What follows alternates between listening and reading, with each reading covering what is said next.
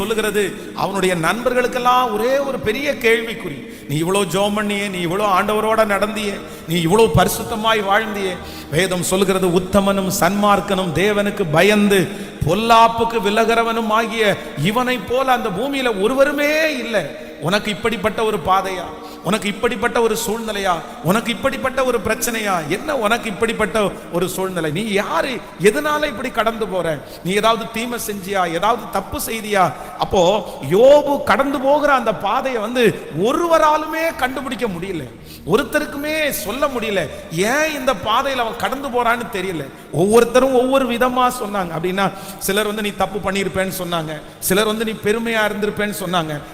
அவங்க கெஸ் பண்ணி இவன் கடந்து போகிற பாதையை குறித்து ஒவ்வொன்றும் சொன்னாங்க. ஆனா வேதம் சொல்லுகிறது இந்த யோபு என்ன அறிக்கை செய்கிறார் அப்படின்னு சொன்னாங்கப்பா, நான் போகிற பாதை உங்க யாருக்கும் இப்போ நான் தெளிவுபடுத்த முடியாது.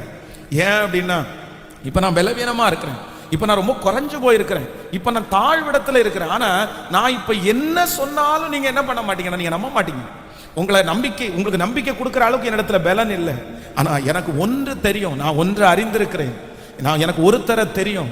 நான் போகிற பாதைய இருட்டாக இருந்தாலும் மறைவாக இருந்தாலும் யாரும் கண்டுபிடிக்க முடியாமல் இருந்தாலும் நான் போகிற வழியை ஒருவர் அறிந்திருக்கிறார்.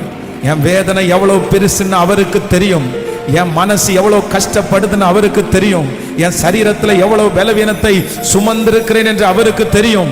இன்றைக்கு கர்த்தர் நேருக்கு நேர் கர்த்தர் பேசுகிறார், மகள்